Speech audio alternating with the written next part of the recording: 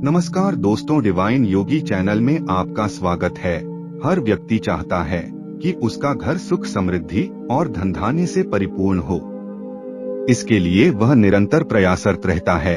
मनुष्य के इसी प्रयास को बल देने और सफल बनाने के लिए आज हम इस वीडियो के माध्यम से उस पारिजात वृक्ष के बारे में जानेंगे, जिसकी महत्ता स्वयं भगवान ने देवलोक से लेकर भूलोक तक बताई है, जिसे अयोध्या में श्री राम मंदिर की भूमि पूजन के समय लगाया गया है।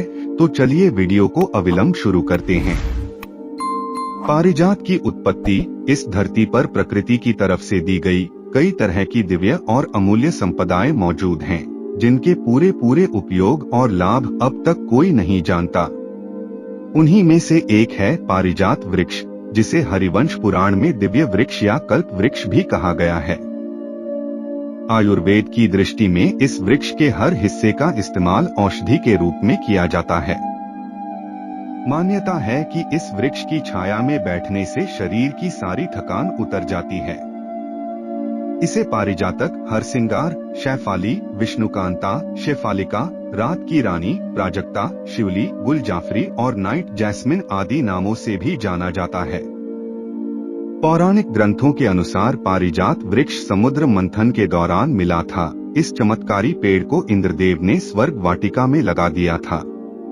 वहां इस पेड़ को छूने का अधिकार सिर्फ उर्वशी नामक अप्सरा को था। उर्वशी इस वृक्ष के नीचे बैठकर अपनी थकान दूर करती थी। पारिजात का स्वर्ग वाटिका से धरती पर आना। हरिवंश पुराण की एक कथा के अनुसार एक बार भगवान श्री कृष्ण और देवी रुक्मणी साथ बैठे थे। तभी नारद मुनि वहां आए और पारिजात की माला भगवान श्री कृष्ण को भेंट की। श्री कृष्ण ने वह माला रुक्मणी को दे दी। इस पर नारद मुनि ने कहा कि इस हार को धारण करके आप कान्हा की सभी रानियों से ज्यादा सुंदर लग रही हैं। यह बात दासियों के माध्यम से सत्यभामा तक पहुंची, तो वह जिद करने लगी कि उन्हें स्वर्ग से पारिजात का वृक्ष चाहिए। सत्यभामा की जिद पूरी करने के लिए श्री कृष्ण देवलोक गए और इंद्रदेव से पारिजात को धरती पर लाने की मांग की। पर इंद्र नहीं चाहते थे कि स्वर्ग की संपदा धरती पर जाए, लेकिन श्री कृष्ण सामने थे तो मना भी नहीं कर सकते थे। श्री कृष्ण जब इसे धरती पर लेकर आने लगे तो इंद्र से रहा नहीं गया और उन्होंने शाप दे दिया कि पारिजात के फूल बस रात में खिलेंगे और सुबह बिखर जाएंगे। इसलिए पारिजात के फूल सूर्योदय से पहले ही गिर जाते हैं। पारिजात के गिरे हुए फूल चढ़ाने का विधान यूं तो पूजा में जमीन पर गिरे हुए फूलों का प्रयोग नहीं किया जाता है, लेकिन पारिजात के फूलों को लेकर ऐसा नहीं है। पारिजात के बिखरे फूलों को चुनकर ही देवी देवताओं को अर्पित किया जाता है। दरअसल स्वर्ग से पारिजात को लाने के बाद कान्हा ने चतुराई से इस वृक्ष को ऐसे लगाया कि पेड़ तो सत्यभामा के आंगन में रहा, लेकिन फूल रुक्मणी के आंगन में गिरते रहे। इन्हें चुनकर ही देवी अपना श्रृंगार किया करती थी, इसलिए इसके फूलों को चुनकर ही पूजा में प्रयोग करने का विधान है। पारिजात की महत्ता। अब आइए पारिजात की महत्ता के बारे में जानते हैं। लेकिन आगे बढ़ने से पहले आपसे विनम्र आग्रह है कि चैनल को सब्सक्राइब करके बेल आइकन जरूर प्रेस कर ले, ताकि इसी तरह की सामाजिक जीवन के लिए अति उपयोगी जानकारी हम जन जन तक पहुंचा सके।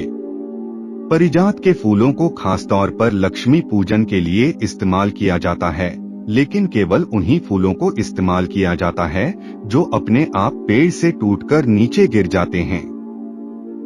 जहां यह वृक्ष होता है वहां पर साक्षात लक्ष्मी का वास होता है। उस घर में धन धान्य की कमी कभी नहीं रहती। मान्यता है कि जब पांडव अपनी माता कुंती के साथ अज्ञातवास में थे, तब कुंती ने भगवान शिव की पूजा करने के लिए पारिजात के पुष्प की मांग की थी। तब अर्जुन ने पारिजात वृक्ष लाकर माता कुंती को दिया था, जिससे उन्होंने भगवान शिव की आराधना की थी। ऐसा मानते हैं कि यही वृक्ष उत्तर प्रदेश के बाराबंकी जिले से लगभग 40 किलोमीटर दूर किंतुर गांव में पांडवों द्वारा निर्मित कुंतेश्वर महादेव मंदिर के पास आज भी मौजूद है। पारिजात का वृक्ष जिसके भी घर के आसपास होता है, उसके घर के सभी तरह के वास्तु दोष दूर हो जाते हैं। वास्तुशास्त्र में माना गया है कि पारिजात का पौधा जहाँ होता है वहां नकारात्मक शक्तियों का वास नहीं होता। इसके फूलों की सुगंध आपके जीवन से तनाव हटाकर खुशियां ही खुशियां भर सकने की ताकत रखती है।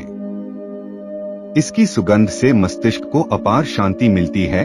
घर के पास इस वृक्ष के होने से परिवार में खुशी का माहौल बना रहता है और व्यक्ति लंबी आयु प्राप्त करता है।